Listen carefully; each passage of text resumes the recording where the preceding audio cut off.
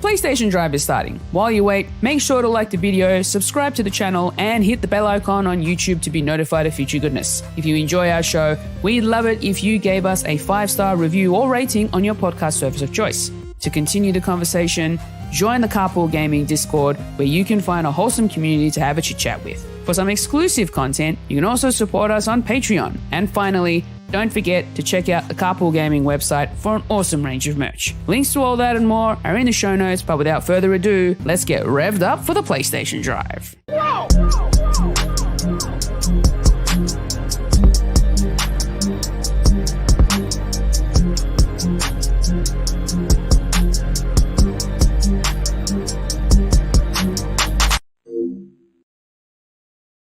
Whoa! What's up, everybody? Welcome on in. This is the PlayStation Drive, episode 171. Yes, folks, that's a palindrome. I'm one of your hosts, Ryan, and I am joined, as always, by Fulia, Matt, and Ron. How is everyone doing on this lovely, lovely Sunday evening or Sunday morning, depending on what part of the world? Sunday night is going very well, yes? That's good. That's good. I mean, also, I was about to mention this, but the chat already just brought this up. Happy Canadian Thanksgiving, everybody. Oh, yes, happy Canadian Thanksgiving. I'm actually surprised, Matt, that both of us were able to make it tonight, and we're not both busy with Thanksgiving this time. But I know, Matt, you're busy with other stuff and not Thanksgiving stuff. Yeah, I made the responsible but not fun decision of to use the long weekend to potty train our youngest child. Because, it takes a few days. It's not how I wanted to spend my Thanksgiving weekend, especially at a pretty rough week at work. But you know what? It went well. He did it. Very, very proud of him. So you know what? I think we enjoyed ourselves a bit today. And then tomorrow, we're going to hang out with some friends for Thanksgiving dinner. So it's not all gone. It's all good. We made it. I mean, at least you're not like me. I have to work tomorrow. So, Oh, Ryan. It's fine. It's fine. But it'll be fine. Whereas, of course, the real Thanksgiving's still a month away. Because, Ron, you've still got time to wait for the real Thanksgiving. I do. And Fulia doesn't even know really what Thanksgiving is because they don't have Thanksgiving over there. We don't do that here. Really? Sorry, what? Nope. Seriously? No Thanksgiving here. No. You don't do it like in February, like the other holidays that are different times of the year? Nope. No, we do not. We do not do the Thanksgiving thing here. Just Christmas and Boxing Day.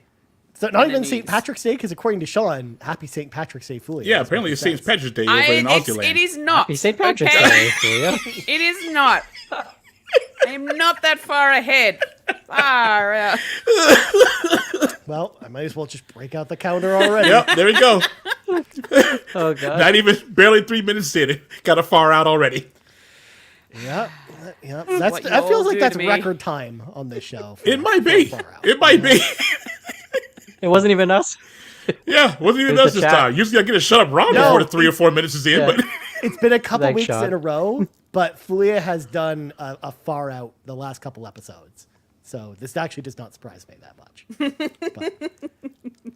Anyways, this is the PlayStation Drive, where we talk about PlayStation all the time, except for when we talk about Canadian Thanksgiving or St. Patrick's Day. But folks, I don't know if you can hear it, but I'm hearing a knock on the door. I'm hearing housekeeping.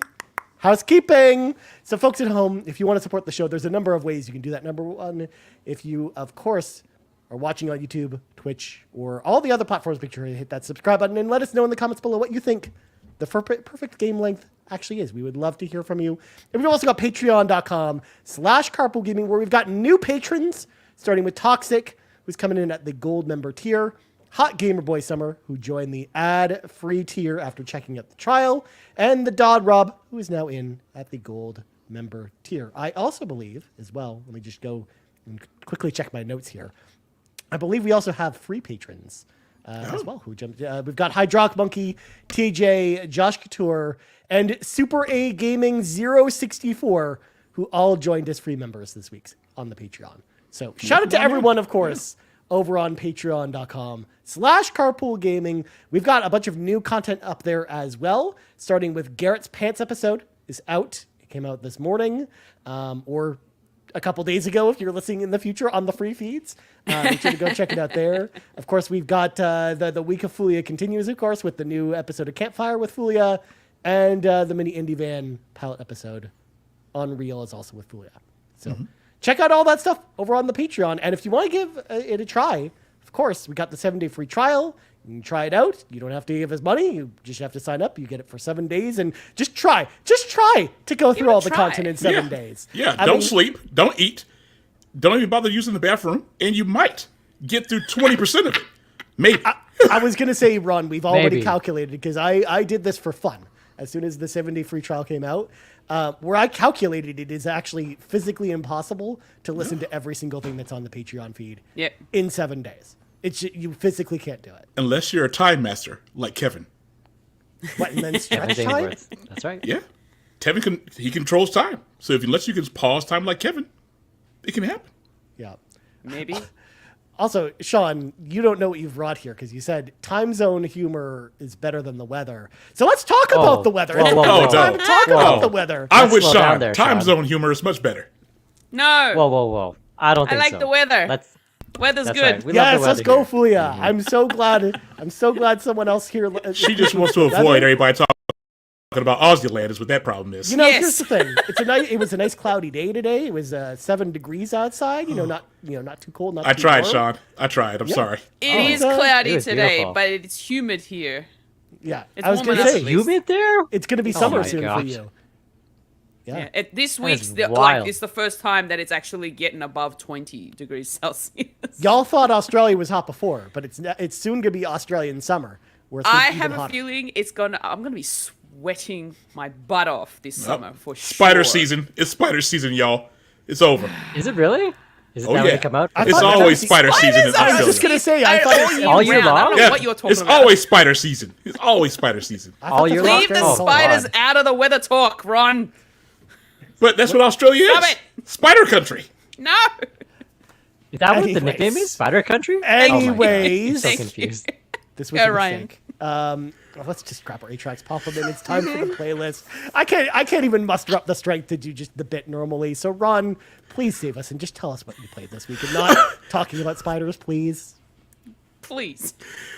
So, I'm still making progress in Trails Through Daybreak. Ironically, I did take on a lot of spiders in the mission that I had at the intermission, but I killed them all. So, that should be it.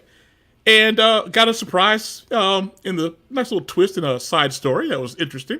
Didn't see coming, so that was pretty cool.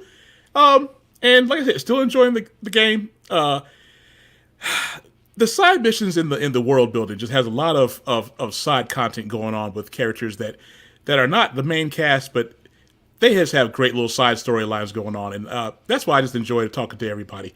You're going to miss out on stuff, and that's just half the fun about the Falcon stuff. They never have the stories that are right there, dead center in front of you. But if you sit there and search for the stuff, you're going to find a lot of good things. So, like I said, about 156 hours, I think, and some change. But still enjoying the game. Nothing's changed. Jesus, that game is so long.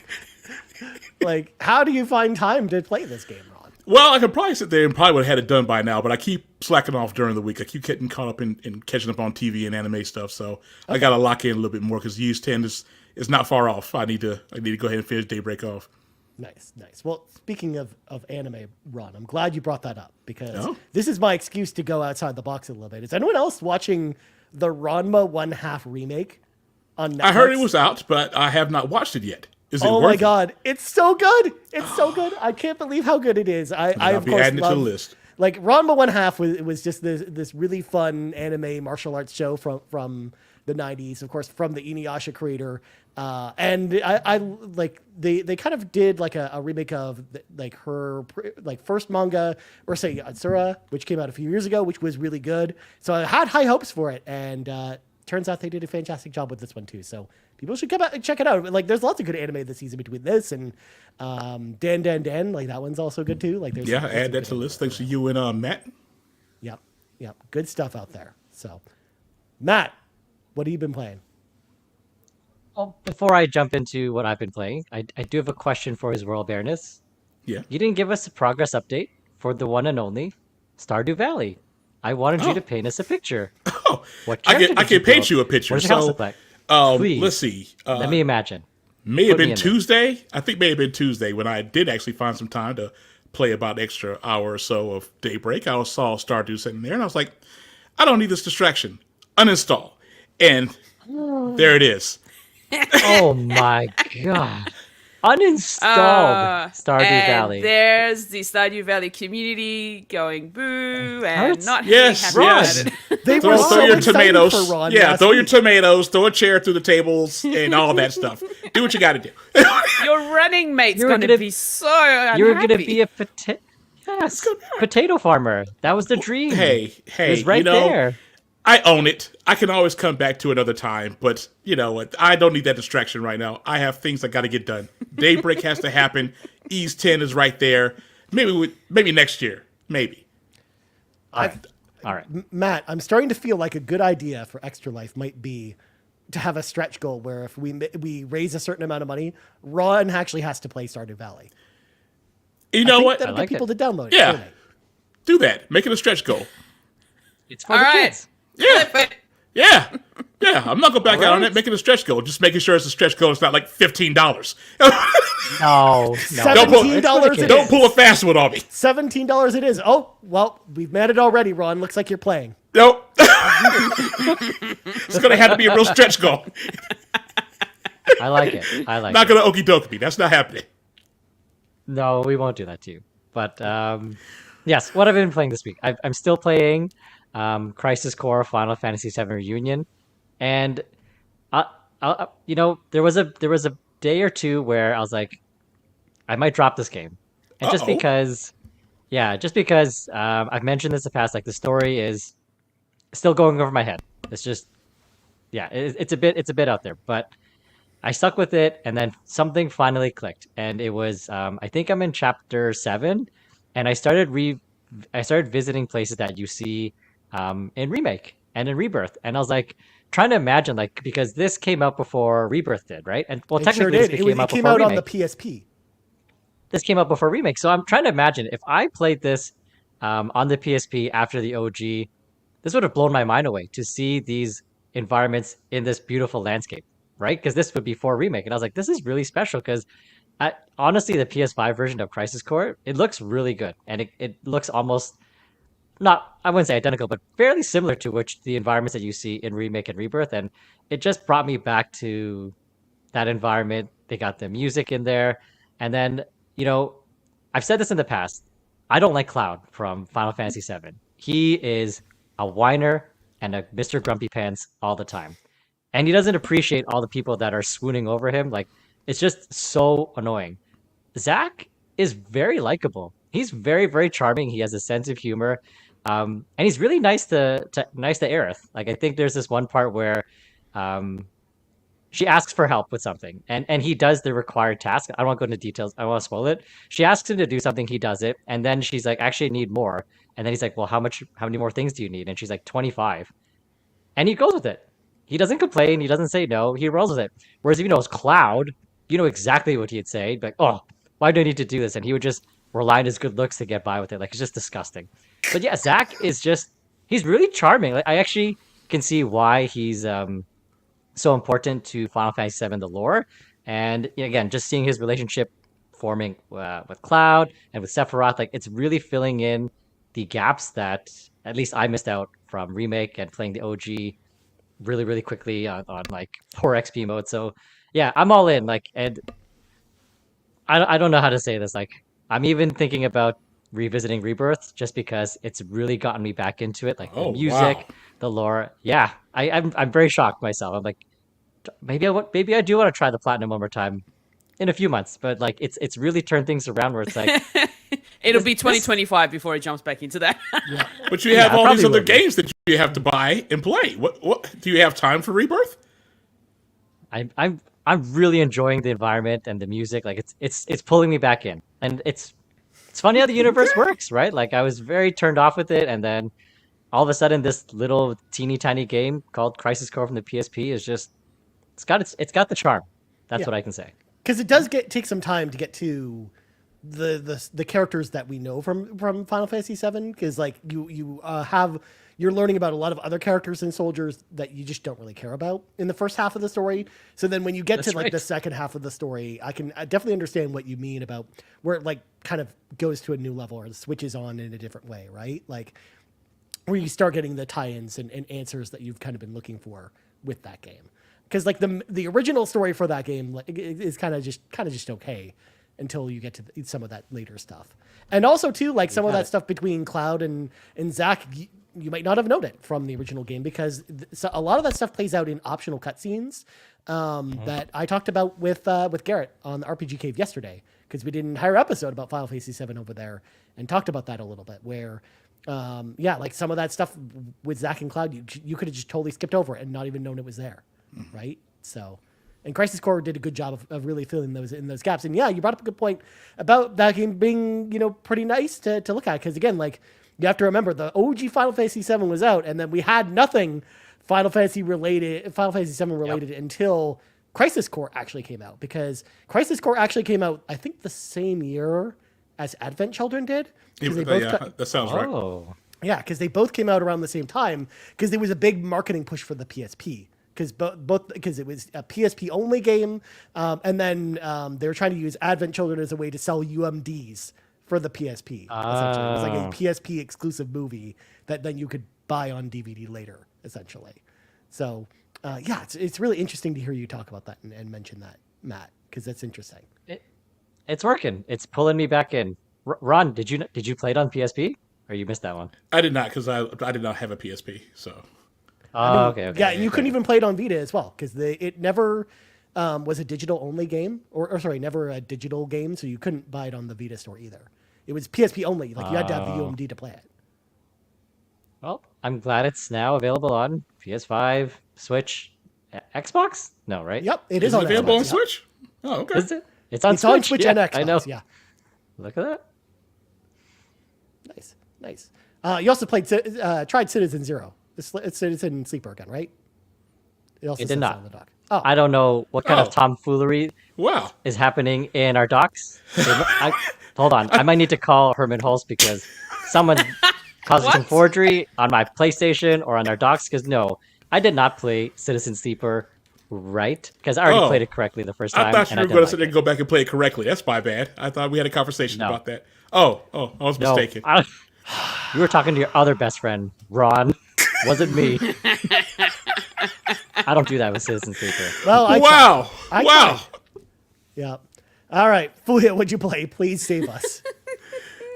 Well, I played a lot of demos, and I was also at PAX celebrating 20 years, so I got some PAX merch. And I went to PAX this past weekend, which is why I'm so very tired.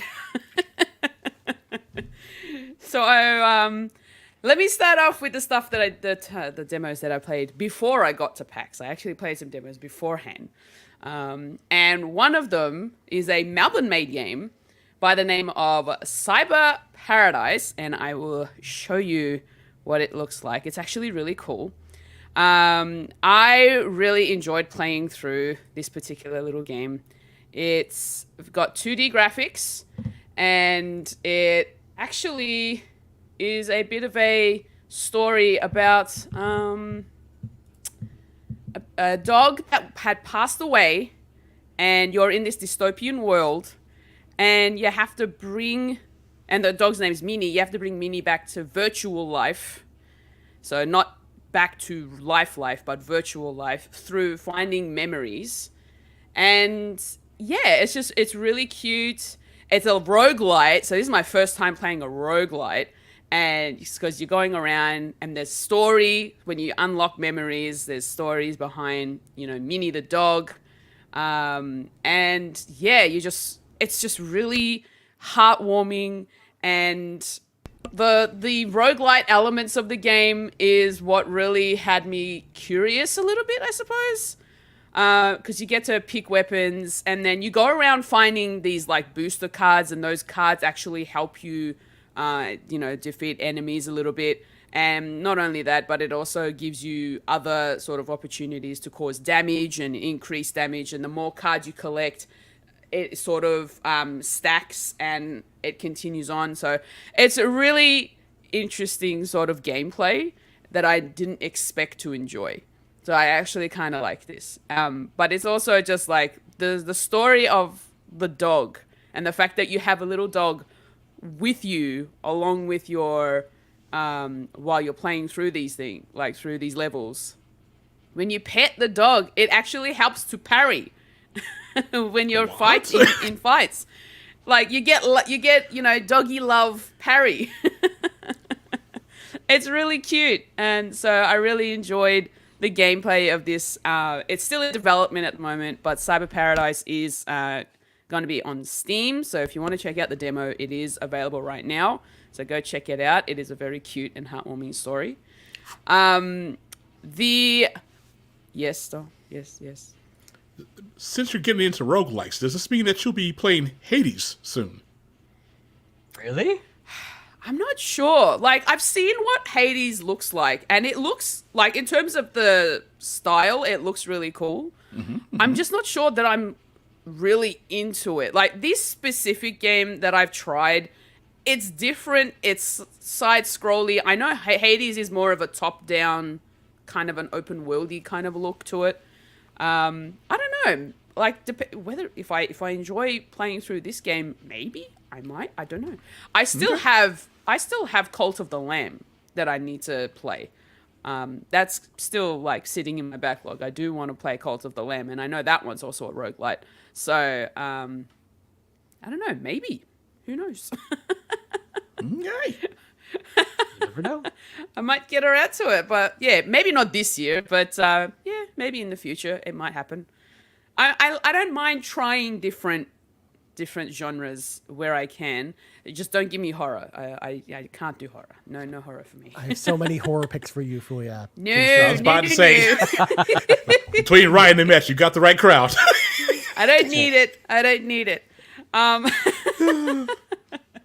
Another game that I played before I got to PAX is the title is cute and funny. It's called Kato: Buttered Cat. And yes. So this is a puzzle platformer, which is actually kind of cute. I really like the look of this. And I'm just going to quickly bring up the gameplay for it. It's essentially I can't multitask very well. Do you want me to multitask while you explain? There it is. Okay. So it's essentially you're a cat and you combine with a slice of toast that has butter on it. And the theory is a cat will have like no gravity issues when the toast with the butter side up is on the back of the cat. And so you can jump around and it'll just... This is wild. It is hilarious. It is so much fun. Oh my God. And you have to solve puzzles with it. So you're controlling the cat and the buttered toast. This is wild. I have seen it all. Yeah. Look, This might be the wildest one you've brought to us yet. Oh my goodness. I think so. I This was saw not on my this. bingo card for sure. I thought this was going to be so difficult, but it's actually not as hard as I thought it was going to be. It's not that difficult. It's actually it's fun. It's got some good humor. But yeah, there is a demo for it. So if you do want to check it out, go check out the demo on Steam right now. It is so cute. It's so fun. It just had me. It also had me like scratching my head, like thinking about, okay, how do I get the toast over here? How do I get the cat? Because without the toast on the back of the cat, the cat doesn't jump. The cat doesn't jump without the toast on its back. I have a quick question because I saw a store in there that literally had different kind of bread. Please explain that. I can't explain that because it doesn't show you in the demo, unfortunately. Oh my goodness gracious. Some things they have to save for the real game, right? Exactly. You're right. I need to find out what the rest of this bread does. I was gonna say I don't know if I'll play it, but I need to. Because we jump higher. Can you jump higher with wheat? Or does rye make you fly? Well, I mean, what's going on? Different types of bread, different types of butter. Yeah, different types of toast, different types of cats. All right. Yeah. I'm actually kind of keen intrigued. for this, so I'll be looking forward to checking it out when it's I need you to play this full game. I have so many questions. I'm intrigued. It looks This like a one's good, actually- fun puzzle platformer. So I am intrigued by it. Genuinely, I need to I know. am too. Me too. Yeah, I'm very curious about this game now. Add it to the man. wheel, Ron. Add it to the wheel. You'll be able to figure it out yourself. yes, you should. You totally should. Yeah.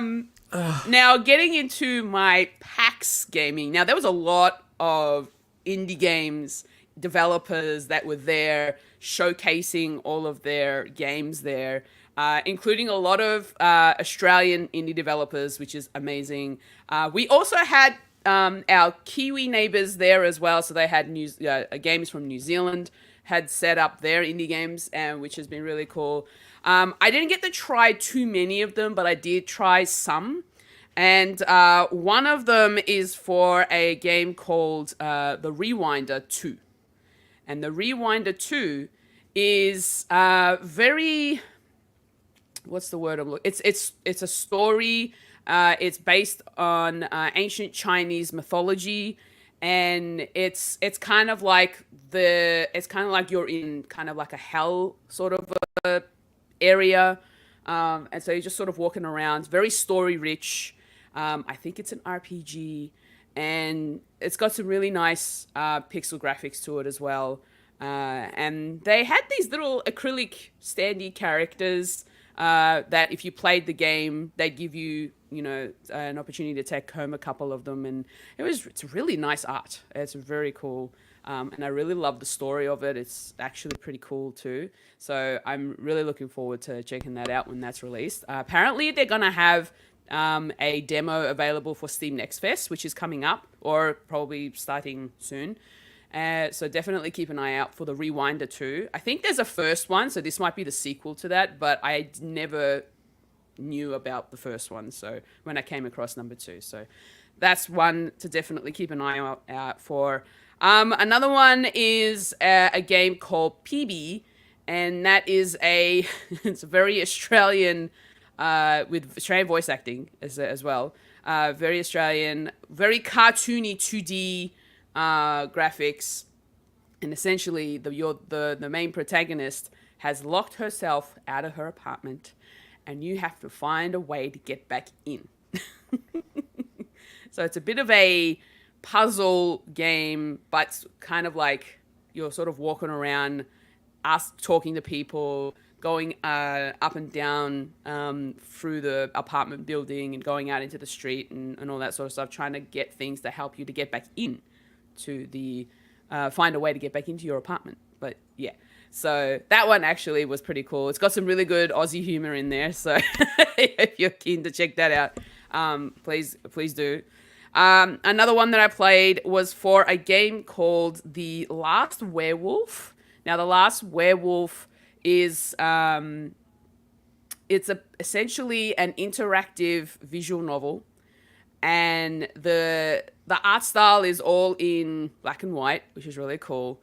And your protagonist actually turns into a werewolf, but she wants to find out more information about werewolves and other were creatures. So she goes to a town and where there have been sightings of stuff like that in the area. So she's going there to do some research. So it's a bit of a walking sim, kind of a visual novel. It's actually really cool. It's the whole premise of it, because I got a chance to also speak to the developer about it.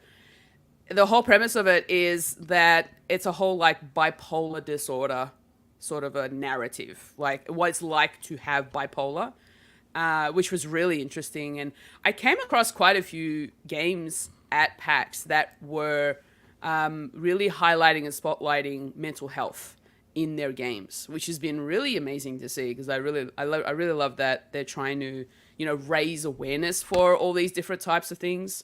So, The Last Werewolf is all about how to sort of see the perspective of what a person with bipolar is going through, to give you an idea of how to interact with them and all that sort of thing. So that was really interesting to see. They were also selling some merch. I managed to pick up a little key tag of one of the NPC characters. This is Dannohh.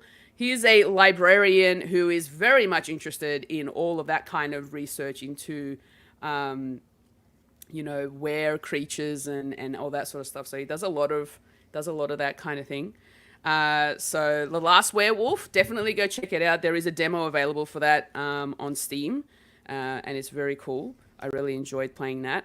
Another game that I played that also reflects on mental health, mostly about anxiety, is a game called Light Haze World, and that is a puzzle game where you essentially sort of walk around, you have a dog with you, and the puzzles are actually really cool. I really love it. It's very colorful as well. And yeah, it's just a way of trying to figure out things. Like, I didn't get too much of the anxiety stuff coming out of it, but I feel like the full game will give me more of a full story. But the puzzles that I got to play through that game has been really cool too. So I kind of like that. So I appreciate them for doing that. And they were so nice. If you were able to figure out all the puzzles in the demo and finish it, they were giving out free T-shirts with their like logo and stuff on it. And I'm just like, oh, this is so cool. I get a T-shirt for finishing it. So that was really cool. Another one that I played, and this is going to be PlayStation centric, is a game called Max Mustard, and Max Mustard is coming to PSVR 2. It is a VR platformer game, and my gosh, it's wild. It's actually pretty cool. Does Sony know about this? Because Lord knows they're not exactly great about promoting VR 2. Ron, literally, we just watched a state of play like 2 weeks ago that had 3 PSVR games. Okay, that was like a third of that showcase was PSVR. Look at that, VR 2 people. You guys have 3 games coming. You got not just 2. My headset, it's back there. Okay, and it's made by Australian developers. This is Max Mustard, for those of you who are watching the video right now, the live stream. So you are a cute little young girl going around. It's a puzzle platformer, and you're essentially going around trying to free all these cute little sort of creatures, but you're in VR. So it's a third-person view when you're playing as the protagonist, and so you're just sort of going around. And it's actually quite fun. But the thing is, because you're sitting there, it is slightly trippy a bit. It is a little trippy because you're not really moving, but in the VR headset you are moving, so it's gonna play with your head a little bit. Yeah, it kind of reminds me of Astrobot Rescue Mission in a way, because this seems like a high probability of barfing. I was okay. My head might have been feeling a little, what is this? Yeah. Like, I see you moving, but your body isn't. But this was actually, okay. This was actually quite fun. Yeah, I played it through because they had both the PSVR 2 and a Quest as well. So they had but it is coming to Steam VR, it is coming to Quest, and it is coming to PlayStation VR 2. There you go. That is a PlayStation. VR 2 owners, get ready to blow that dust off, baby. Yes. Again, mine's literally right there on the shelf, Ron. I already have blown off the dust for Alien Incursion coming out in December. I can't freaking wait for that game. So I always need more games on VR 2. Yeah. Look, I'm glad they finally coming. Jeez. Yep, they're coming. And the last thing I want to mention is that I also finally got the chance to learn Lorcana. I got to play a bit Lorcana. You've been waiting for this forever. I'm about to say. Yes. They were promoting their the Founders Pack sort of board game where it comes with the essentials to play with 2 people. So you'll get 2 starter decks. You'll get like the gameplay board, the tokens and all that sort of stuff. And I finally got the opportunity to not just watch people play, but also now actually physically play with someone. And it's actually really fun. I really want to play more of this. I want to learn more of this. So I'm going to try my best to actually find some, Lorcana TCG, events like locally to see if I can go and play a bit more. Also, Extra Life Fulia. And extra life. Yeah, I should bring my decks to extra life. Yes. Have Matt get some decks. Yeah, Matt get some decks that you can play too. I mean, yeah, I'll get some decks. I'll play extra life with you. I'll play. Yeah. And then I don't have to play Pepsi Man anymore. No, that's not true. I don't play You knew Ryan was going to shut that down. Ryan was like, no. Matt, you are not getting out of that. I'll bring a whole binder of Lorcana cards. Anything. Lorcana is very similar to Magic, but it's more sort of player friendly. It's easier, it's more simpler in terms of its mechanics. Yeah, the goal is to not murder the other players. It's to gather resources to win the game. Yeah, so essentially you have to collect lore by questing characters, and that lore you have to get up to 20, and if you hit 20 lore, you win. But you do have the opportunity to challenge your opponent characters, but they have to be in like certain situations to be able to fight them and all that sort of stuff. And it's really easy to get your head around. Like I didn't realize how simple it was once I started sort of getting into it, and then I was just starting to get through it, and I'm like, oh my gosh, I'm actually really getting into this. Yep. But there's also a lot of like verbal sort of communication. You have to tell the player what cards you're putting into your inkwell, what cards you're going to be playing. So you really have to talk through your gameplay in order to just keep playing. And I actually kind of like that as well, the fact that you sort of communicating your plays and stuff. So that was really cool. That is one game I really hope they do like a digital client at some point, because it would be so fun to play it almost like Magic Arena or the Pokemon TCG game. Yeah, online, yeah. I think there was someone who had done that, but unfortunately they got the cease and desist from Disney. So yeah, well, yeah, I think again that's an indication that they're probably developing something. Maybe, between you bring those decks, I'll bring my 4 like commander starter decks for Magic the Gathering, and we're gonna have a lot of good card games. Yes, we'll have some fun. All right, Matt, you got your decks together, brother. Time to get that binder. No, Matt will be over there playing Crazy Bus on the Sega Genesis, and or speed running every single game in Action 52 on the Sega Genesis. Oh boy. Yeah. I also took my 3DS to PAX. I actually set up Street Pass for the first time. Oh, did you get any Street Passes? I got about 23 hits. Let's go. Well, there's a max that you can reach. You have to make sure to claim. Yeah. I think it is like 20 of them. So yeah, I think you hit like a maximum of 10 that come to your plaza at any one time. So I was like, if I had have checked throughout the day, I may have gotten a lot more. But I just I left it on, had it in my backpack the whole time, just walked around, did my thing. And then by the end of the day, I'd open up my 3DS, go to Street Pass, and be like, oh, look, you got 10 people here. I'm like, wow. Yep. And then you get to learn their names and where they're from and all that stuff. You get and what they like and what they dream of. And it's really cool. And, you get to unlock hats and I told you Street Pass was so cool. Sort of. Yeah, it's actually quite fun. Anyways, though, this is a PlayStation podcast. We probably shouldn't talk too much about 3DS games and card games that aren't on PlayStation. But that was everything. It sounds like you had a great time. PAX. Look, honestly, I saw so much at PAX. I will talk about it another time. I'm actually going to do my solo podcast. It's going to have the wrap up of my PAX experience, and there's a lot. There was a lot to see and do. So I was happy. Nice. There's a special guest. My special guest pass.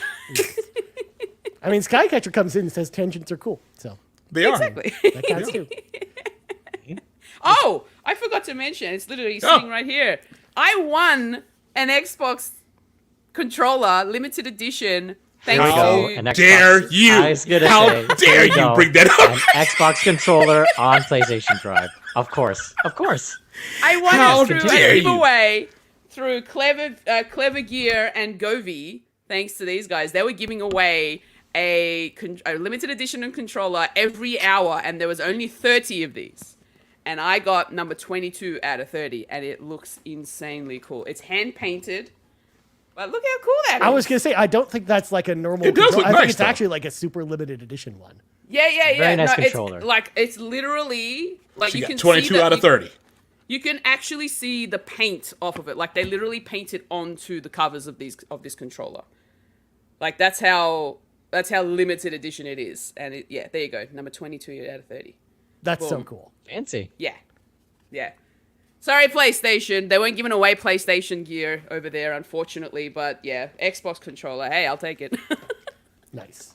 I'll make an exception. It's very nice. It's fine. It's fine. And That's I have right. a fan. A Excellent. Crunchyroll fan. Oh, crunchy. Anyway, That's it. all right, cool. Moving on. Believe it or not, I played some games this week, folks. I don't know if y'all knew this. Number one, there's a game that I haven't been able to talk about for a while that just came out on Friday that I finished like a week and a half ago that I can finally talk about. Yay! Metaphor ReFantastico, as Yes! Julia Yeah. calls it. Yes! Oh, There it is. oh God. That's right. There's Say nothing in correctly, the world Ryan. Thank sacred. you. There's nothing sacred. Now, That's right. That's here's right. the thing. I'm not one. We're 41 minutes in the podcast, so I don't want to spend too long on this. Oh, no. Talk not about only it. that, Oh, especially because like go into it, I will please. mention on RPG Cave yesterday we talked about this game for 20 minutes. Yes. So And I enjoyed it. yes, Do it again. Yeah. Do So it we we'll get, get again. like more Yes, expanded thoughts please. than what I'm going to go into here. Just go listen to RPG Cave from yesterday. I talk about it a lot there. But I mean, everyone knows the reviews are out, and this game is like one of the highest rated games of the year, if not the highest rated game at this point. And I am in agreement. This is honestly one of the best role playing games I've played in a very long time. And I've had some time to sit and think about this because, like I said, I finished the game about a week and a half ago. And I didn't know at the time. I thought it was too soon for me to kind of weigh in. But I had the feeling while I was playing it that I might actually like it more than Persona 5 or Astrobot. And I've had some time to think about it, y'all. You ready for the verdict? Yeah, I think I know what it is. This game's better than Persona 5. Yeah, This game there is it better is. than Wow! Astrobot. Wow! Oh, boy. Oh, It boy. is, or at least I High prefer it more praise. because it's just like I said this on the Twitter post I put up last night in my like section of games that I beaten for the year. I put a little blurb about every game I've beaten this year, and playing Metaphor to me honestly felt like just playing a game like Final Fantasy VII or Chrono Trigger for the first time. Like I had the same feeling while I was playing it.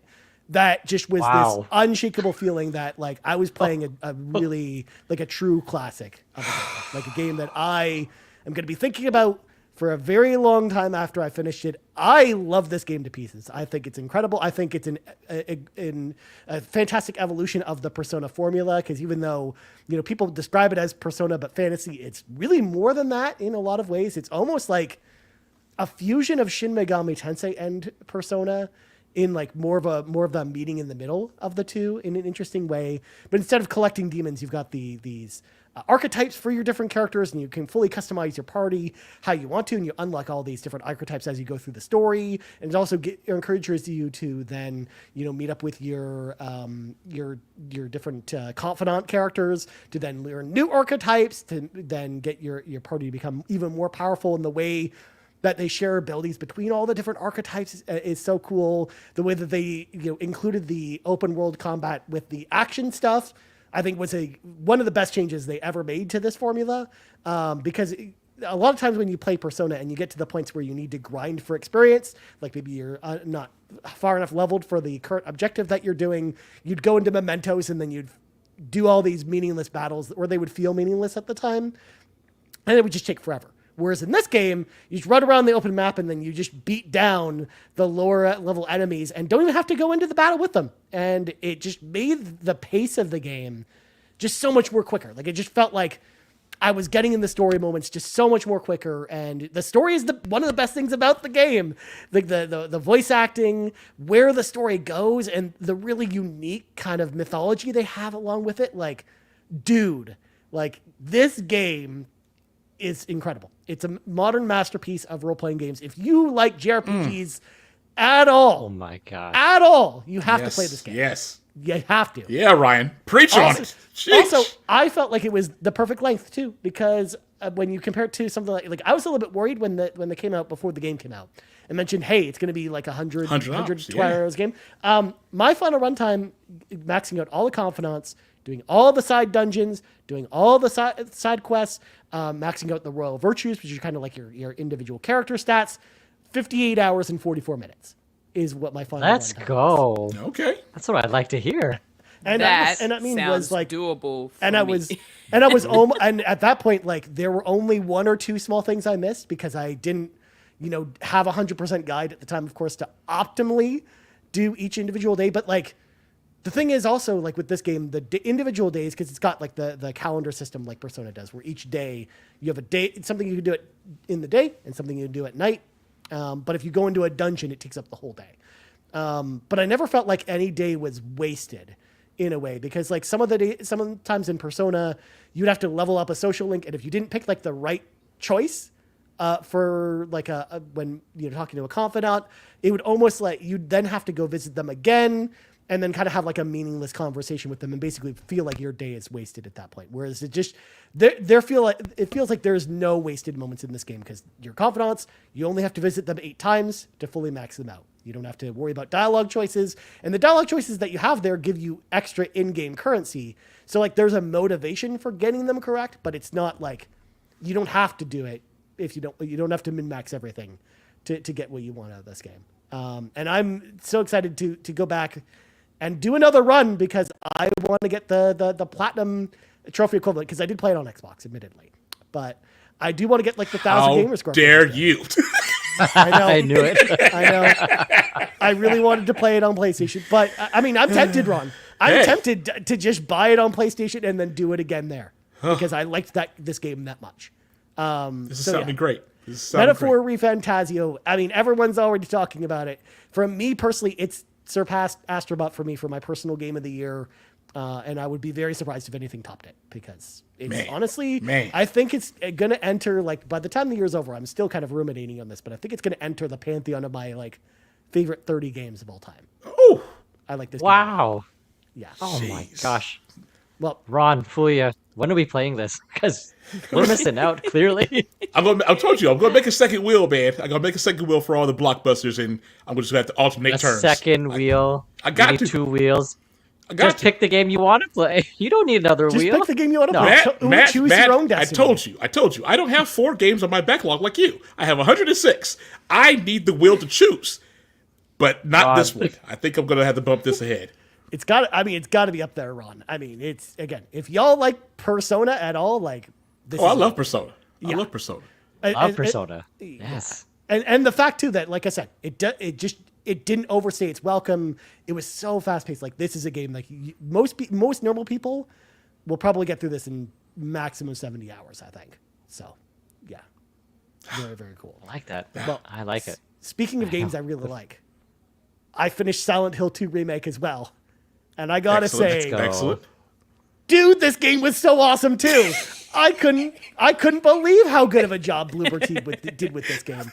Like, going back and looking at their previous games, like The Medium or Layers of Fear, like, those games are fine, but they're nothing really to write home about. Whereas Silent Hill 2 is honestly one of the best survival horror games I've played in many, many years. Basically, I would say probably one of the best survival horror games I've played since Resident Evil 2 Remake, in a lot of ways. Wow. It is a little more puzzle focused than something like Resident Evil 2. Like, there's a lot of puzzles. It's a lot more on the puzzles and exploration, where you're exploring the town of Silent Hill, or you're exploring these environments that they put together, these like crazy haunted house kind of environments. And there is a lot of combat in the game, but it's not nearly as combat focused as something like Resident Evil 2 or 4. But I almost like that more than the combat focusedness of something like Resident Evil 4 in a way. I mean, I've always been a fan of Silent Hill 2 going back to the PlayStation 2.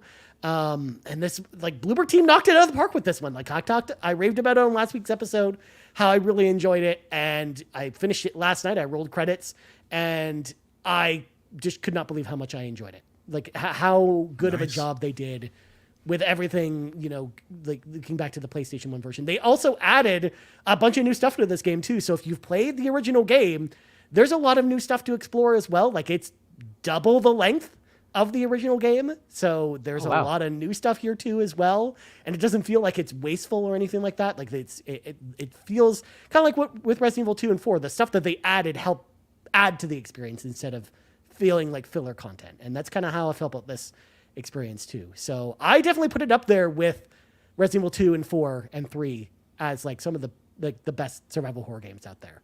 And this game Matt, are If you you've never playing? played Silent Hill before, like this is the perfect way to get in, as we talked about last week. The FOMO hurts, everyone. There you like, go, Matt. seriously, There you go. this Add it to your episode list. is like killing me. It's on the list for sure. It's just when, like. Yep. And this one, like, it's that's very perfect length high too. Like, praise. this one's fairly short. Like, you can finish it in 12 hours is what it took me to finish it. Now, granted, I knew some of the puzzle stuff from the original game because I have played Silent Hill 2 bunch of times. So a lot of the puzzles, some of the puzzles from the original game do carry over to this one. But again, there's a lot of new puzzles in this one too that are unique to this game that are interesting. And we talked about bread earlier.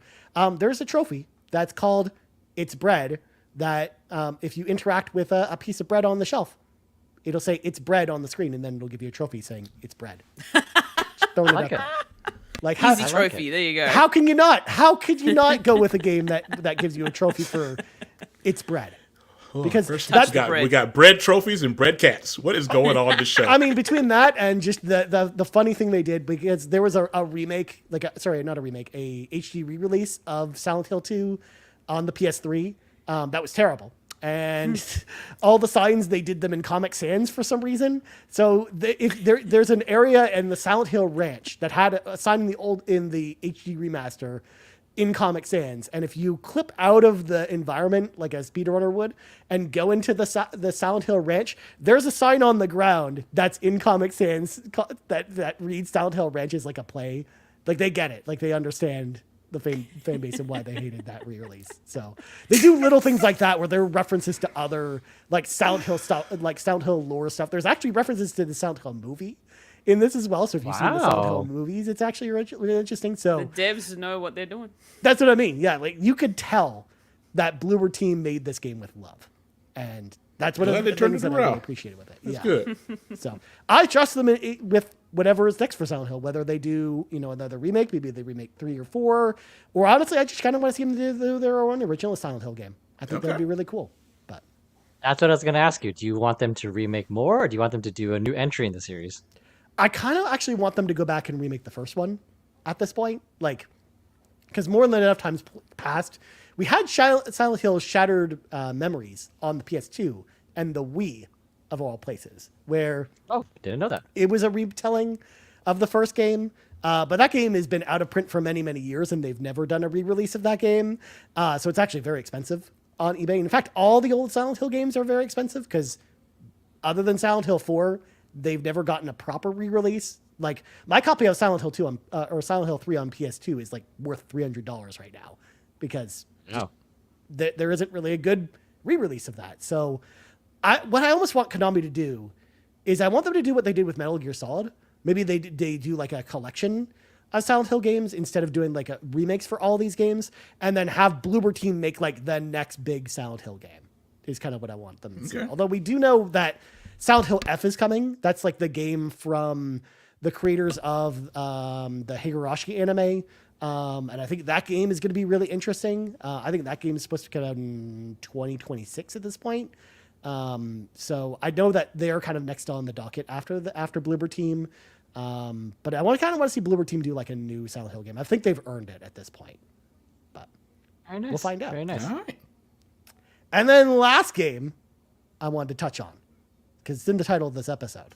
And speaking of games I really like, Dragon Ball Sparking Zero also came out this week, and I've been playing this, and it's also fun. I think, it's just a very arcade 3 for 3. like Dragon Ball arena fighting game going all the way back to the Budokai games on the PS2. Like this feels like an old game in all the right ways because it feels a little bit clunky. It feels a little bit chunky, but there's so much fan service from all the weird characters you get to play as, like Mr. Satan, to just the way that they develop just the menu of the game, where each kind of menu option is like Goku instant transmissioning to a different place, and you hear like different voiceovers from the different characters, and if you sit at the screen long enough, they'll have their own conversations and stuff, to like the what if scenarios if you go through the story that are like super interesting. Like, for example, one of them that happens early on is if you decide not to team up with Piccolo to go fight Radix, who was kind of like the first enemy in Dragon Ball Z and you are able to defeat Raditz as Goku, then Goku never dies, so he never goes to King Kai's place. So then the story plays out completely differently. It shows you what happens if Goku didn't die, wasn't killed by Raditz, and didn't go down Snake Way and learn the Spirit Bomb. And there's a bunch of different scenarios like that are just like, that just feel like they're straight ripped from Dragon Ball fanfic Raditz that are out there just floating around the internet in all the right ways. So if you're a Dragon Ball fan at all, I think Sparking Zero is actually like a really good pickup. Yes, it's not, the most technically sound arena fighting game, but there's so much love actually put into this game that I actually think it's worth playing. So, got to give the shout out to Dragon Ball Sparking Zero. I haven't spent as much time, obviously, with this as Silent Hill or Metaphor, so I can't speak too much up it. I'll probably talk about it more next week, but really, really enjoying it. I think it's really good. And if you're a Dragon Ball fan like I am, you're gonna really enjoy it. Anyways, we're almost an hour into the show, so we should probably switch that's into... my bad. No, of course, I just talked for 20 minutes for you. It's all good. It's time for us to shift into... Good. I loved listening to it. Topic of the week. So we're going to talk about, speaking of games whether that are too long or too short, we're going to talk about what we think the perfect length for a game is. We thought it'd be a fun topic to talk about tonight. So let's go around the horn and hear what everyone has to say, starting with Ron. Ron, what do you think the perfect length of a game should be? To me, it's going to depend on the game itself. RPGs are my favorite genre. I think, depending on what's going on in that RPG, I'm good with 100 hours or less. Some RPGs are only good up to about 20 hours, because some RPGs just don't got super deep storylines or a whole lot going on outside of just a linear path and just give you the RPG elements and just a good basic story to just get you to the main goal. That's cool. But then you got things like Persona and the Falcom games and stuff that they need time to world build and build up characters and all that. You're going to need about a good 50 to 60 up to 100 hours on those. When you start breaking out that 100-hour mark, that's where a lot of RPGs start to kind of fall apart and don't have the storylines or the characters to go past that. When it comes to action adventure games, most of the time I think probably about like 20 to 30 is good. Except for the Uncharted games. I think they do a pretty good job of just keeping it kind of short within that 10 to 15 hour mark and then, being on its way. Because after a while, there's only so much platforming and cover-based shooting that you could do. I couldn't imagine doing that for 50 or 60 hours. So, a good 15, maybe even about 20 hours I could deal with that, especially if it's got a good storyline. But I would say basically, as long as it's about 30 to 40 hours, I think on an average game, that should be all right. Don't overstay your welcome. Just go ahead and just stick to the important things. Nail the story, nail the characters, and be on your way. There's some games that, of course, if you got a lot of optional stuff like Forbidden West or Valhalla, it's going to be kind of hard to gauge that. Because in some ways, you can make that game as long as you want it to be. A lot of people, including myself, talk about Valhalla and how bloated it is. And in some ways, we're punishing ourselves. I mean, I guess if we sit there and just do the main path, maybe the game's not that long. But for me, I wanted to platinum it, so I had to suffer through that almost 200 hours of doing a whole bunch of stuff that was really overboard and really too much. But like I said, that was my fault because I wanted to platinum it. Maybe if I had stuck to the main path, I wouldn't have felt so tortured by it. Ron, to do the main path in that game, it's still 60 hours. Well, God, see, that's even worse then. Because I played it for review back in the day when it came out, and 60 hours. Oh, my God. I was thinking that main path would only be about maybe 30 or 40. No. Ooh, wait. No. Because it requires you to do a ton of stuff in the open world in order to unlock certain stories. So as a result, you have to do some of that side stuff, which then causes it to take that long. Yeah, see, that doesn't make any sense. So, yeah, see, that's what I'm talking about. Some games just don't need to be that long, especially Valhalla. I didn't hate it, but that was definitely not up there with the best of that AC series, that's for sure. But yeah, man, like I said, it just really depends on that game and what they got going on. But usually about 30 to 50 is a good time frame. Nice. Matt, what do you think about this? Similar to Ron, like it really depends on the game, and I would even say necessarily has to be specifically Like it really depends, like what kind of story they want to tell, what kind of experience you want to have. Like I I'm notoriously slow with video games. Like it takes me a very long time. Um, and I played Persona 5 Royal last year, and I got 100 hours, and I remember playing it very daunting that length. So I was a little bit apprehensive, but I remember rolling credits, and I looked back, and I was trying to think like, was there any fat to trim off in that game? And for me personally, the answer is no. Even though it took me like 6 months, or a bit more than 6 months, because I was trying to think, because usually when you're getting 100 hours, like there's got to be some fat that you can trimmed off. And when I was thinking back on it, the answer is no. Everything that I did in Persona 5 Royal, all the socializing, all the story building, the world, everything was built for a purpose. And like I could not think. I was like, you know what? If you cut out this part with socializing with this person or that person, you're missing out on so much of the relationship building that's crucial for the end game story that I obviously can't spoil. So as long as the game is, sticking to the experience and story that they want you to have without going out of the way to give you bloat just for the sake of making it longer, I think it's fine. So for me, it really depends on what they want you to experience. Like, look, everybody knows I'm, team one full experience, and I really like The Last of Us Part Two. But truly, there is a part in that game that is a bit too long near the end. The whole second part? It's kind of like this. No, stop it! Not the Jesus, Ron. I thought we all agreed that part 2 is the best part, Ron. Thank you. Thank you. But there is one part where you're like, this should be end. This should be the end, and then there's more, and it takes a bit of time to actually get to the actual ending. It's like, okay, look, I understand they wanted you to kind of come back down from an emotional beat, but it's like this part's hard, and the rest of this is actually taking me a lot of time. So it didn't need to be that hard to get to the final credits. So again, there's times where it's like you really didn't need to add this for the sake of it, and it just depends on the game and the experience. Like, the shorter games I like Venba, Reese, To the Moon, like they're like 4 hours, 5 hours. Perfect length, because that's the experience they want you to have. And there's nothing wrong with it, truly. And even like spoopy games, like if it's really spoopy, like I really can't handle more than 20 hours because then it's stressful like the whole time, right? So it really depends. And like even like a game like Xenoblade Chronicles 3, like that game's almost 100 hours, but the mechanics, like they take their time to introduce it to you slowly, like every like 4 or 5 hours there's a new mechanic that they introduce, because if they tried to cram that all at once so that the game is shorter, I'd be overwhelmed and I probably wouldn't have finished that game. But because they spread it out, all the mechanics over it's seriously like a 10-hour tutorial, it made it much easier for me to digest. So it really just depends. If as long as it's not overstaying its welcome, I think it's fine. But yeah, I'm okay with a 40-minute game. And if it's like Persona 5 Royal, where it's not extra bloat, I could do a 100-hour game. Just really depends. Yeah.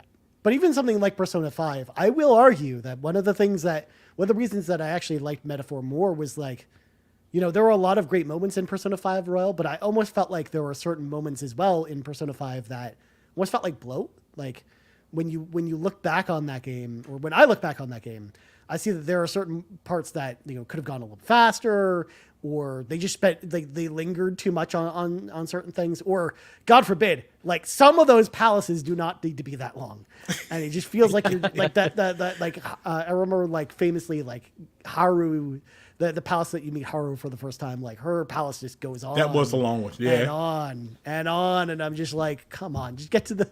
I'm like Lockleth, I'm screaming at the game like get to the plot already, please.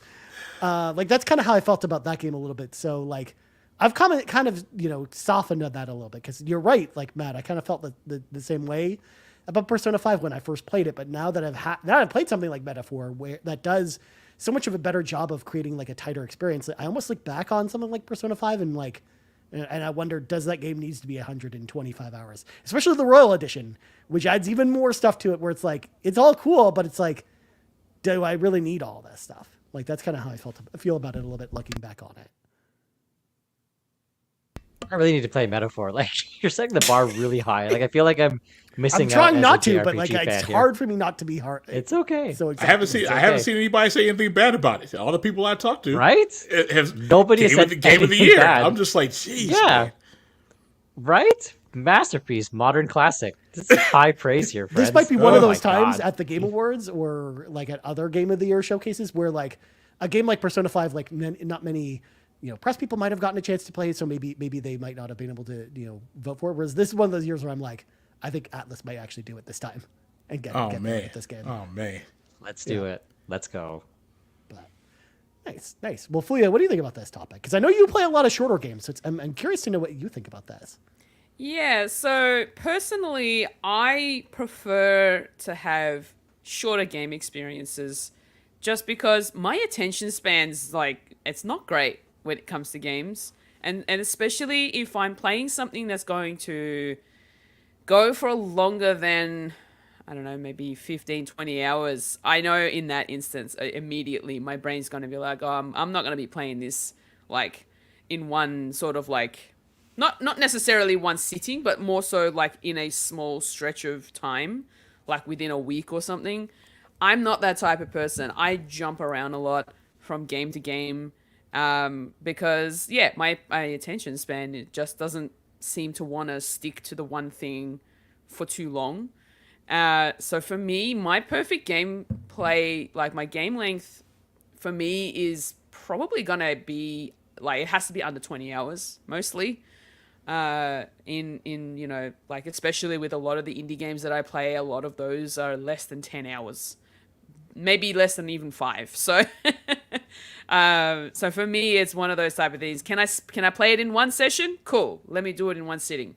But if there are games that are going to take me a couple of sessions to get through, it's, I don't know. For me, it just feels a little daunting, I suppose.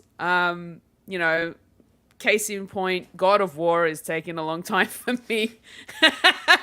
It's a long game, though. It's a long game. It's okay. For me, it's a long game, and it's not necessarily the style of game that I would usually play in general. So in that instance, that's why it's taking me a lot longer than what a lot of people would have taken. I know that I recently finished Agatha Christie's Murder on the Orient Express. Now that game, apparently, according to How Long to Beat, it's only supposed to take around like 9 to 10 hours. It took me about 14 to 15 hours to get through, purely because of the fact that I was getting stuck on some of the puzzles. So in that instance, like it also depends on what the game is making you do, whether or not you'll be able to get through it all in a certain amount of time. It might take a little bit longer for you if you're getting stuck somewhere. And in that instance, that might drag the time a little bit more. And I don't want to always feel like I have to stop and Google for things. Yeah. I know the feeling. To find like a guide just so that I can finish the game. And I think I got to that point with Murder on the Orient Express a bit, where I was like, I just want to get through these puzzles so I'm not stuck on this one puzzle for so long. And there were instances where I was stuck on it for like a good 10, 15 minutes, maybe 20, depending on the puzzle. Because I'd be like, I still can't figure it out. And then I'm like, that's it. I'm just going to go to a guide and see what it tells me to do. It happens. But you know what? If that makes the game more fun for you, Fulia, then there's nothing wrong with doing that. That's the way. That's true. The way I always look at that. It's like, yeah, exactly. Because if you're just going to be miserable and stuck at a puzzle, like, why do that to yourself? Like, if it's just going to be like, you might regret it a little bit, but you also might just feel you might actually enjoy the game a lot more just by doing that and just getting out of the way. Yeah. Right? I mean, you tried it for 20 minutes, so I mean, it isn't like you just. That's what I mean. Yeah, just played it for like a minute and then you gave it a. Yeah, I mean, ain't nothing wrong with that. Example for me was Silent Hill 2. I was like this close to doing that, going and Googling a couple guides for some of the puzzles. I didn't, because I figured them out because I missed something like most of the times while backtracking around the environment.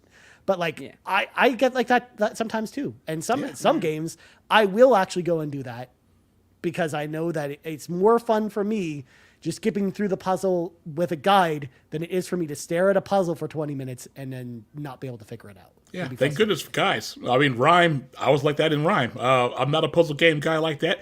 I gave it a try, and in 10, 15 minutes, I'm like, yeah, this isn't clicking, and I just have to go look. Yeah. Then I'd be like, oh, damn. And then it would be something simple that I missed. So it happens. Yep. But thank God the guys are there. Yeah.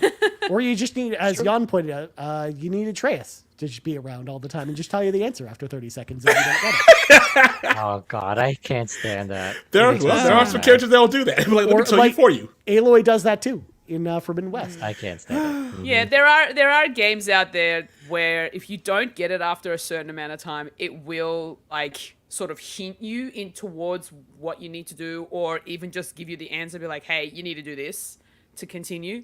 Yeah, Murder on the Orient Express did not do that. You literally had to figure it out. Figure it out. Figure it out. You can do it. That's right. But yeah, like I feel it. Yeah, like it really depends on the game, and Pat in the chat also mentions the fact it really depends on the game. ACNH is an exception. Now, Animal Crossing New Horizons, that game, if it wasn't for the pandemic and everybody being locked down at home, I don't think I would have even picked up this game, to be honest. But Really? I played this game to the point where this is the one game where I have clocked over 1,000 hours in. The only game. Well, you put in Ryan Final Fantasy 14 hours. No, please, Ron, Holy. that's not even close. Not even close. How dare you, Ron? How dare you? Ryan was like, let me check you real quick. Let me check you real quick Exactly. because I saw it on my Excuse dashboard me? on my PS5 today. I'm like, oh, I have 3,287 hours. Oh, I was way Yeah. off. That's Get just it the PS5 straight, version, Ron. That's just the PS5 version of Exactly. Final Fantasy. So, if you How dare include you. the fact that I have 2 Switches, which means I have 2 Animal Crossing profile islands. Oh. So if you include both of those together, I'm going to say I probably did hit roughly around the 3,000 mark in terms of hours playing that game. Jeez. That, I don't know what it is about why it's so addicting, but it really had me playing it every single day for hours and hours. That is the only game that I have ever clocked that much in a game. And I did not expect that. Every other game that I have played in the past has never even hit 100. And Animal Crossing does that to me. But I mean, Fulia, you can't expect 3,000 hour games with every single game you play. You just don't. have enough time for exactly. No. It's true. Like I Because said, even it for depends someone on like the game. me, for someone like me, it's only 1 or 2. It's Final Fantasy 14 and it's World of Warcraft. Those are the only games, or I guess StarCraft 2, because I was playing it as an esport. I would technically be over 1,000 hours for that too. But like for me, it's very few games are over that. You know. Yeah. Yeah. And for someone like me, it's 0. I was about to say, I would have to add all my Falcom, the Witcher 3s, and all those together. And I still don't even know if I would break 2,000 with those. You mean the Falcon games? Caw. No, the Falcom. Yeah, like it really depends on the game itself. But personally for me, because of my attention span, unfortunately, it has to be less than 20 hours. Otherwise, I really have a hard time sticking with it. That's just me, though. Makes sense. Yeah. Yeah, I mean, the thing the main takeaway I've kind of had from hearing the three of y'all talk about it is just everyone kind of feels very differently. Like everyone, depending on what your lives are or how you play games, because we all play games a little bit differently. Like it just kind of depends on what we're really looking for, like what type of gaming experiences we want. And for me, like, yeah, I'm kind of like with Ron in a way where it's like it's always on a game by game basis. Where, certain games I feel just. Especially if they're story based, if they go on for too long, they kind of overstay their welcome. It's almost like a 3-hour movie that doesn't need to be 3 hours, but it is because they wanted it to be 3 hours, kind of thing. You know, that's kind of how I feel about some video games sometimes. But then it also comes down to, like, for instance, I never thought that I would even play, Final Fantasy 16, and that for me was a 56-hour game when I rolled credits. Like. Yeah, it just depends. Yeah, there's always exceptions to the rules. That's right. It helps when you have eye candy as well. Mm-hmm. I mean, my classic example that I always bring up with a game that's actually too long is Alien Isolation, which actually just celebrated its 10-year anniversary this week, where they finally announced. I didn't announce a sequel. Yeah, God forbid a sequel to Alien Isolation is happening. Like this is like the most Ryan-interpreted week ever. Talking about Metaphor, Silent Hill 2, a new sequel to Alien Isolation. I knew you were going to be excited. I knew it. As soon as I saw the announcement, I said, Ryan is going to lose it. I knew it. I kind of lost it in my own house, especially too because it was so low key. Ron, it wasn't like a trailer out of state of play or anything like that. It was a Twitter post one day. By the way, guys, we're making a sequel. Oh my god! But that game in particular, like as much as I love Alien Isolation, it is a flawed creation because it does not. It's 22 hours long, and it shouldn't be more than 10 because of the fact that they added a bunch of padding to that game that makes it longer than it really should be. Because there's a lot of like, there's a certain section of the game that you get to, and when you get past it, you're like, oh, this feels like this is where the credits should be rolling. But the game keeps going and going, and you realize, oh, I'm not even halfway through this game yet. What is going on? What else is there left to tell at this point? God, it's so hard not to talk about it with spoilers, but that's a game that like I really feel like they just added on to it in order to, not have you trade it in right away. Like it was one of those cases in a lot of ways where they wanted to artificially increase the length of a game. Because most horror games, I only like kind of like Matt said, like I only kind of want them to be like 15 hours long, probably at the most. Yeah, it shouldn't go too long. Because it's not even so much the stressfulness for me personally. It's that I actually become less scared as the game goes on. So the game actually kind of loses kind of the spooky feel the longer you're in it. Like you're like in Alien Isolation's case, by the 15 to 20 hour mark, I know the aliens' patterns by heart, so I'm not scared. Like it's like, oh, the alien's here again. I know exactly what to do. I'll just walk around it, and I'll get to where I'm going very slowly, and it's fine. I'm doing that same song and dance again, where it's and like that at that point it doesn't become fun anymore. So, and there are certain games there like that as well, like in other genres like RPGs or action games and stuff like that too. Especially like action games, like third-person action games. If your game's longer than 30 hours long, you better have a good reason as to why it's longer than 30 hours. I think. So, yeah, that's kind of how I feel about it. It's like just very game by game kind of basis. And I think some games do it really, really well. And, there's nothing wrong with having a long game as long as there's like a reason for it to be long. It's kind of how I feel about it. But that's what we had to say about this topic. But let's hear from the PlayStation Drive community. We got lots of comments about this one tonight, which is interesting. We're going to start it off with Buggy, who says, it obviously depends on the genre. For something like an RPG, I'd say 60 to 100 hours feels adequate most times. I've been appreciating more and more games that feel shorter, 3 to 4 hour experiences too. I recently finished one called Planet of Lana and spent 4 hours on it. It was nice. Had fun, and I moved on. But also this year I put 90 plus hours into the Yakuza 0 and felt like that went by like a breeze as well. There you go. Yeah, that's the thing. Every game kind of feels differently about it. And it's all about pacing more than anything. It's like, how well is the game paced? Like if you get all the unique ideas out of the way in the first 20 hours and it's a 90-hour game, of course, by the end, you're just like, please. Yeah, it's going to drag on. Yeah. But next up, we got Brian S., who says, the timing of this topic feels serendipitous as I'm closing in the finale of Final Fantasy VII Rebirth. A game whose origins enraptured my heart as a teenager, opening my eyes to what RPG gaming could have been. For years, well into my adulthood, I pined for a remake of this game, wanting it to relive the epic tale of love and loss in its highest fidelity. And that wish finally came true. But y'all, Final Fantasy VII Rebirth is too darn long. I love it. I really do. But it really has some serious pacing missteps. Too much minigame fluff and side stuff you're doing all along the way, not knowing what it's for until it all culminates in a exponential difficulty that man, I ain't doing that, man. Which makes some of the side stuff I did along the way feel pointless now.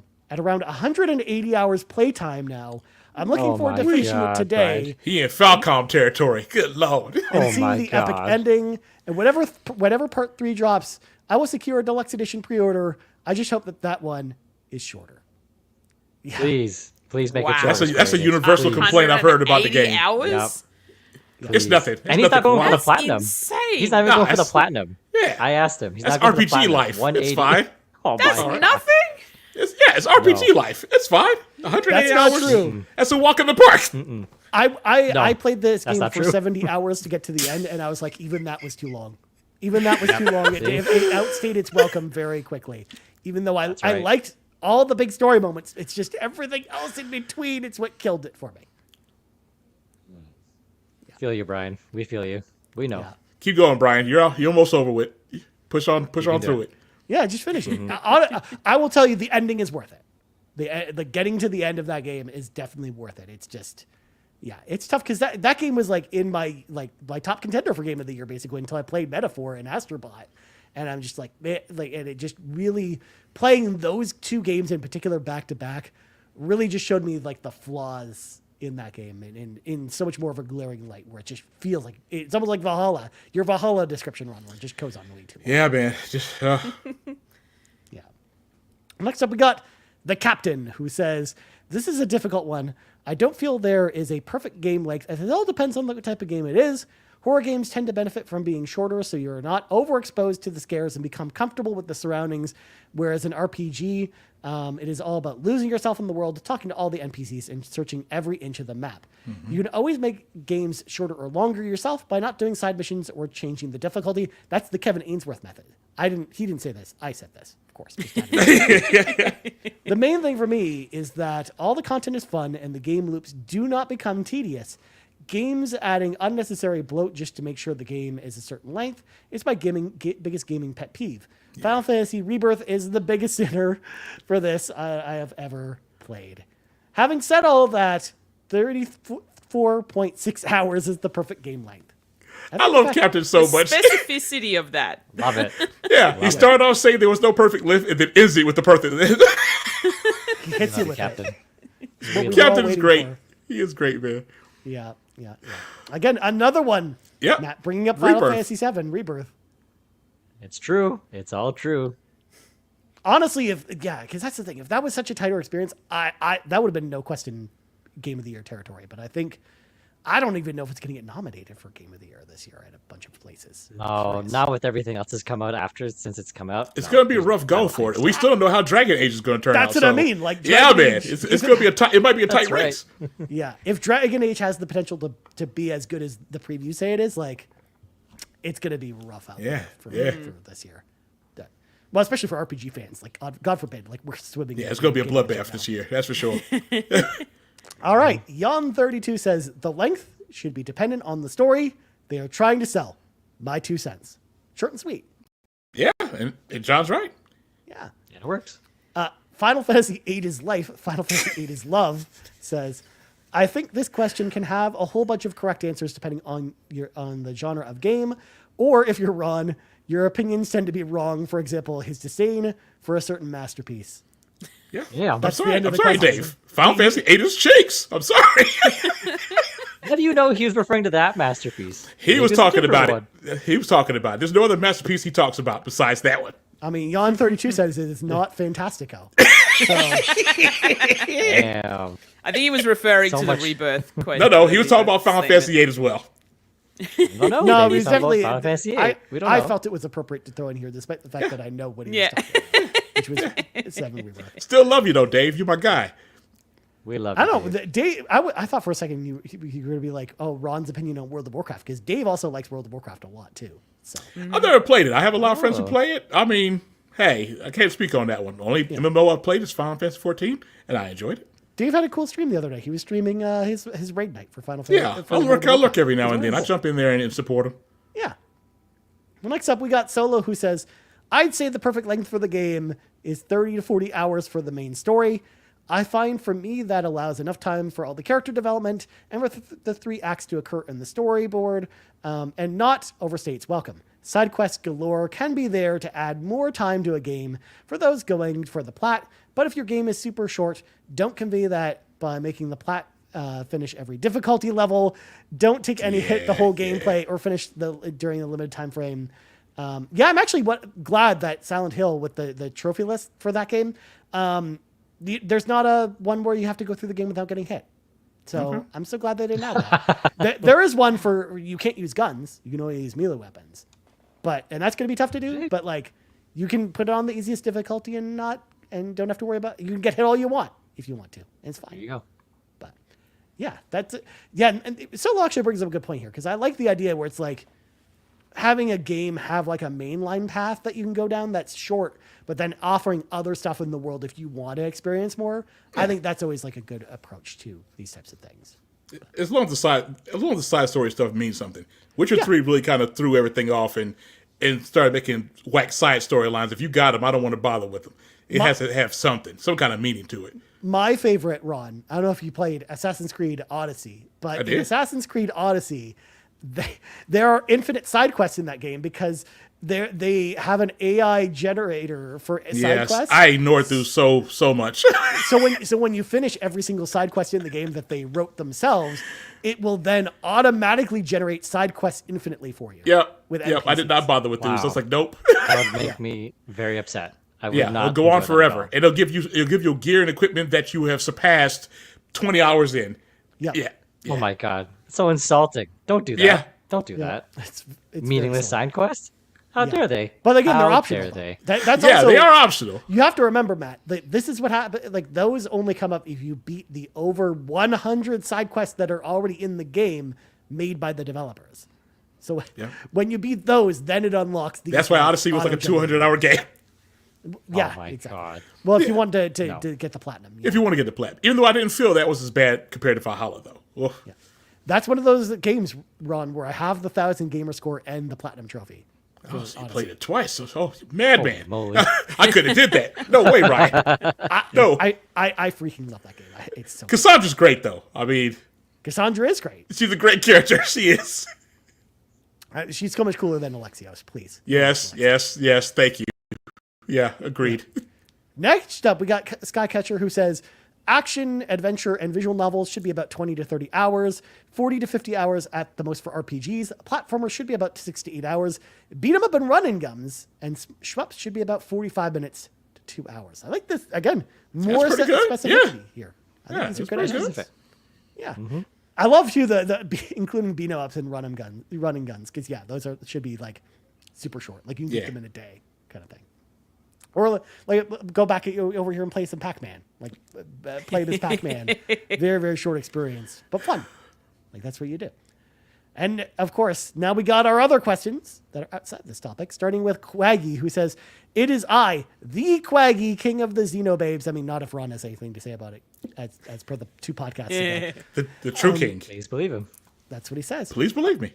There's many factors, of course, on game length, but a rough estimate I'd say is about 100 hours is where I draw the line for a JRPG.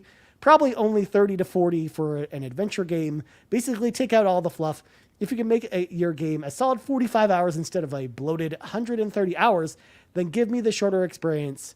Cwaggy, you're just telling me all the reasons why you're going to love Metaphor. That's literally what I'm reading here. Is all the reasons why you'll like Metaphor infinitely more than Persona 5. And it's been confirmed by Ryan and others that it does not actually take 100 hours. So there you go, Quag. I mean, even if you go to How Long to Beat. How Long to Beat for Metaphor says, I think it's 60 hours. There you go. Main game.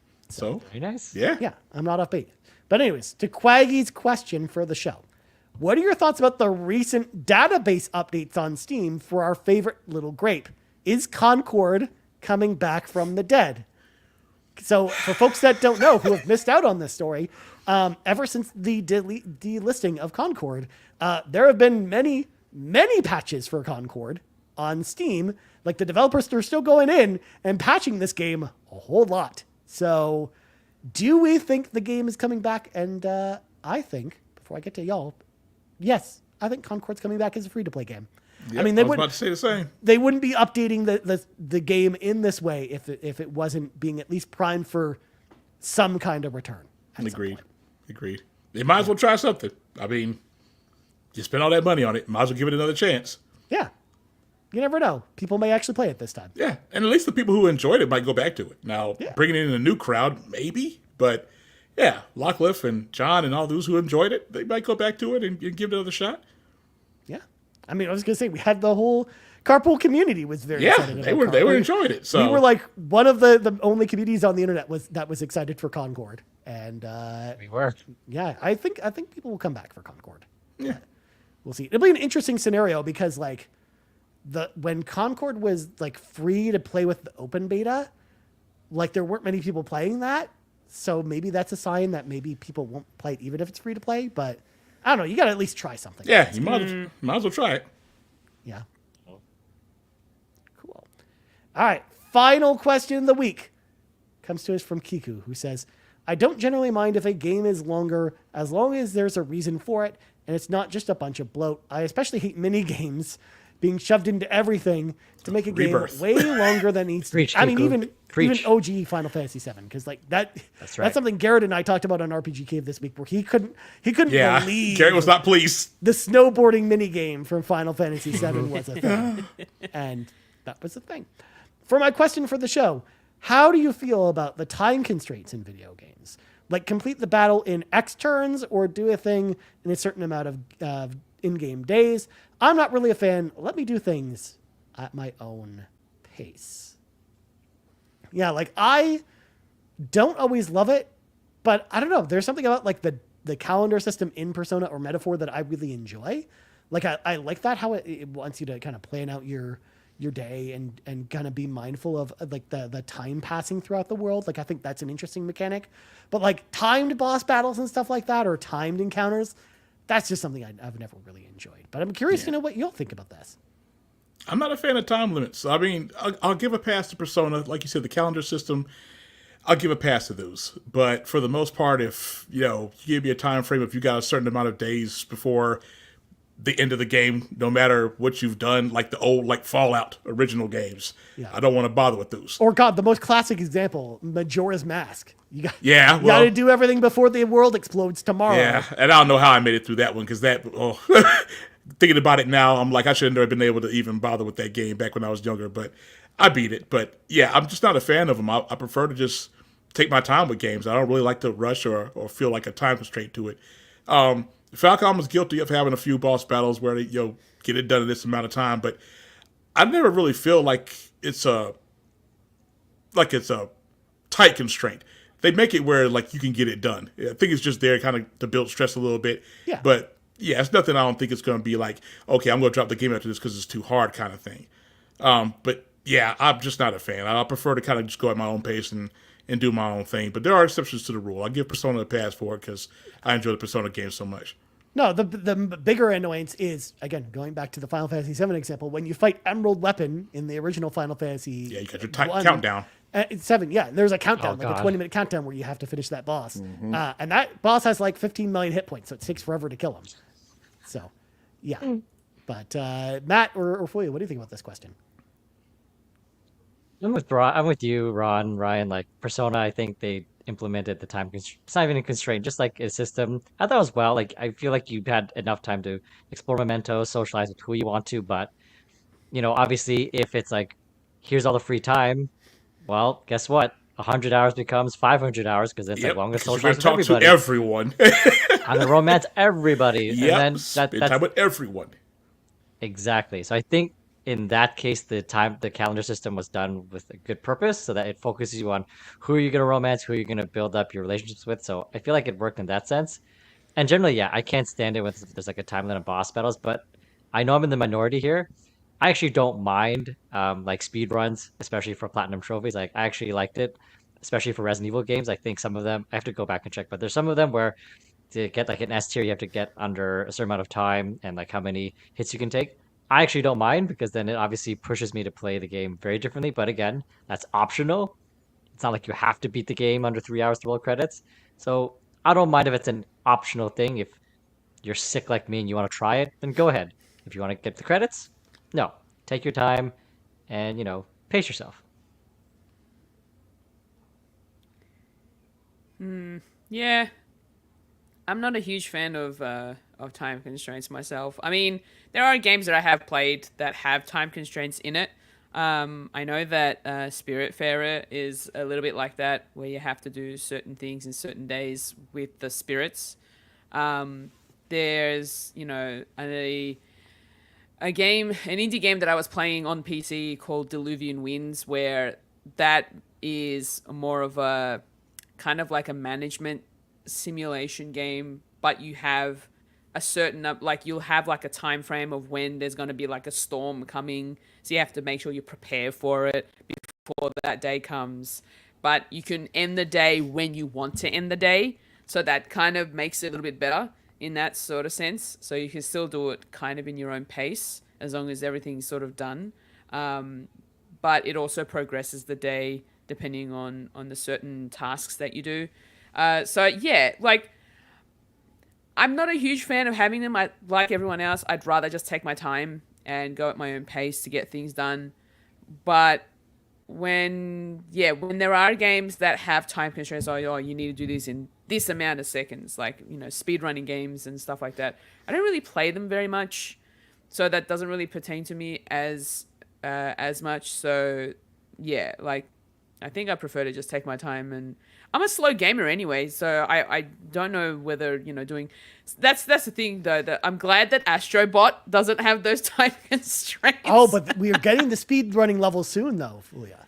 Yeah, I know. That's the thing, though, right? It's that's coming. But at the moment with the base game, you don't have to worry about, like, you have to do it in a certain amount of time. You just have to go and gun it and get the character at the end. But, yeah, I don't know. Like, I'm not a huge fan of it, but hey, it's fine. Wait, hold the phone. You finally reminded me, Fulia.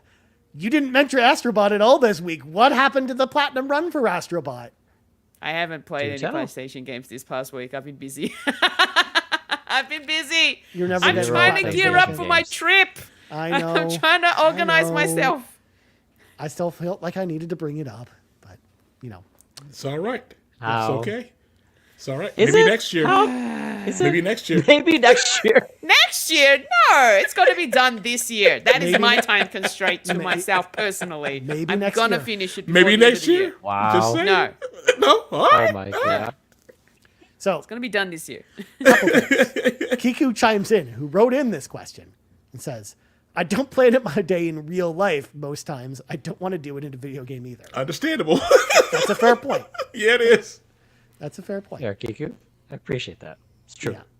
So, yeah, there you go. So, I think that's going to do it for this week's episode of the PlayStation Drive. But before we go, of course, we got to say thank you to all of our patrons over at patreon.com/carpoolgaming, starting with our ultimate producers, Jonathan Brown, the man behind the music on this podcast and the Xbox Drive. You can find all of his music over on his link tree, linktr.ee/pme.gib.